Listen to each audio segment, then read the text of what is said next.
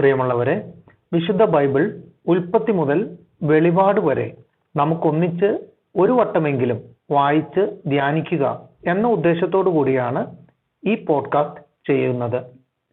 ഈ ബൈബിൾ പാരായണത്തിന് നമ്മൾ ഉപയോഗിക്കുന്നത് POC മലയാളം ബൈബിളാണ്. ഓർക്കുക, നാം വചനം വായിക്കുമ്പോൾ ഈശോ വചനമായി നമ്മോടൊപ്പം ഉണ്ടായിരിക്കും.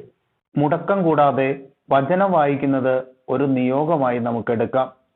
അതിനായി പരിശുദ്ധാത്മാവേ, ഞങ്ങളെ ശക്തിപ്പെടുത്തണമേ എന്ന് പ്രാർത്ഥിക്കാം. അതോടൊപ്പം വചനത്തിലെ വാഗ്ദാനങ്ങൾ ഞങ്ങളിലും ഞങ്ങളുടെ കുടുംബങ്ങളിലും നിറവേറണമേ എന്ന് പ്രാർത്ഥിച്ചുകൊണ്ട് നമുക്ക് ആരംഭിക്കാം. ഇന്ന് നമ്മൾ വായിച്ചു ധ്യാനിക്കുക രാജാക്കന്മാരുടെ 1-ാം പുസ്തകത്തിലെ 6-ാം അധ്യായമാണ്. ദേവാലയ നിർമ്മാണം. ഇസ്രായേൽ ജനം ഈജിപ്തിൽ നിന്ന് മോചിതരായതിന്റെ 480-ാം വർഷം, അതായത് സോളമന്റെ 4-ാം ഭരണവർഷം 2-ാമത്തെ മാസമായ സീവിൽ അവൻ ദേവാലയത്തിന്റെ പണി ആരംഭിച്ചു.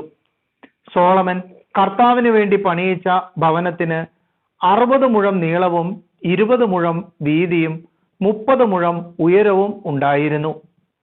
ദേവാലയത്തിന്റെ മുൻഭാഗത്ത് 10 മുഴം ഉയരവും ആലയത്തിന്റെ വീതിക്കൊപ്പം 20 മുഴം നീളവുമുള്ള ഒരു പൂമുഖം ഉണ്ടായിരുന്നു. ദേവാലയ ഭിത്തിയിൽ പുറത്തേക്ക് വീതി കുറഞ്ഞു വരുന്ന ജനലുകൾ ഉണ്ടായിരുന്നു.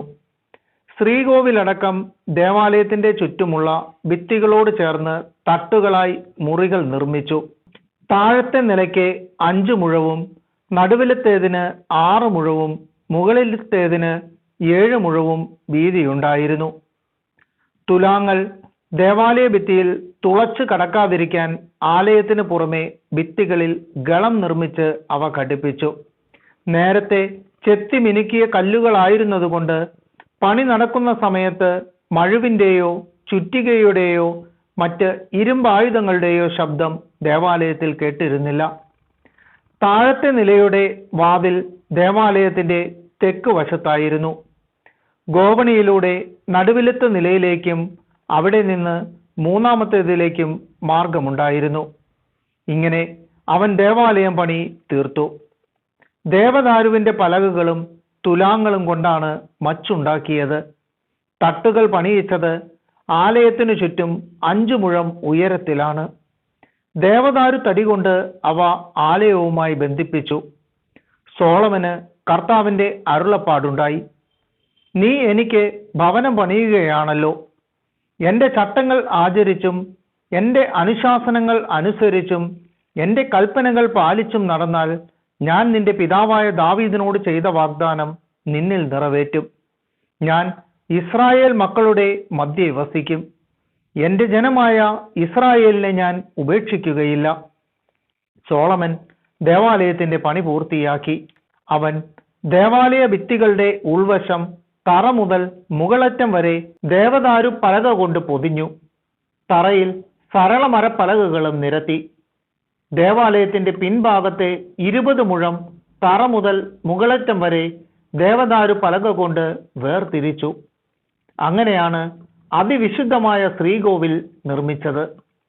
ശ്രീകോവിലിന്റെ മുമ്പിലുള്ള ദേവാലയ ഭാഗത്തിന് 40 മുഴമായിരുന്നു നീളം. ഫലങ്ങളും വിടർന്ന പുഷ്പങ്ങളും കൊത്തിയ ദേവദാരു പലക കൊണ്ട് ആലയത്തിന്റെ ഉൾവശം മുഴുവൻ പൊതിഞ്ഞിരുന്നു. എല്ലായിടത്തും ദേവദാരു പലകകൾ. കല്ല് തെല്ലും ദൃശ്യമായിരുന്നില്ല. കർത്താവിന്റെ വാഗ്ദാന പേടകം സ്ഥാപിക്കുന്നതിന് ആലയത്തിന്റെ ഉള്ളിൽ ശ്രീകോവിൽ സജ്ജമാക്കി. അതിന് 20 മുഴം വീതം നീളവും വീതിയും ഉയരവും ഉണ്ടായിരുന്നു. അവൻ അത് തങ്കം കൊണ്ട് പൊതിഞ്ഞു. ദേവദാരു കൊണ്ട് ബലിപീഠവും നിർമ്മിച്ചു. ദേവാലയത്തിന്റെ ഉൾവശം തങ്കം കൊണ്ട് പൊതിഞ്ഞ് ശ്രീകോവിലിന്റെ മുൻവശത്ത് കുറുകെ സ്വർണച്ചങ്ങലകൾ ബന്ധിച്ചു. അവിടവും സ്വർണം കൊണ്ട് പൊതിഞ്ഞു. ദേവാലയം മുഴുവൻ സ്വർണം കൊണ്ട് പൊതിഞ്ഞു.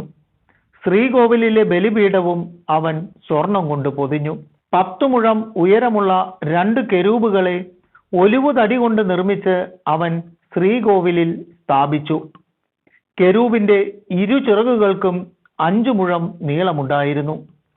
ഒരു ചിറകിന്റെ അറ്റം മുതൽ മറ്റേ ചിറകിന്റെ അറ്റം വരെ ആകെ 10 മുഴം. രണ്ടാമത്തെ കെരൂബിനും 10 മുഴം. രണ്ടു കെരൂബുകളുടെയും വലിപ്പവും രൂപവും ഒന്നുപോലെ തന്നെ. ഒരു കെരൂബിന്റെ ഉയരം 10 മുഴം, മറ്റേതും അങ്ങനെ തന്നെ. സോളമൻ കെരൂബുകളെ ശ്രീകോവിലിൽ സ്ഥാപിച്ചു. ഒരു കെരൂബിന്റെ ചിറക് ഒരു ചുവരിലും മറ്റേ കെരൂബിന്റെ ചിറക് മറു ചുവരിലും തൊട്ടിരിക്കത്തക്ക വിധം ചിറകുകൾ വിടർത്തിയാണ് സ്ഥാപിച്ചത്. മറ്റു രണ്ടു ചിറകുകൾ മധ്യത്തിൽ പരസ്പരം തൊട്ടിരുന്നു.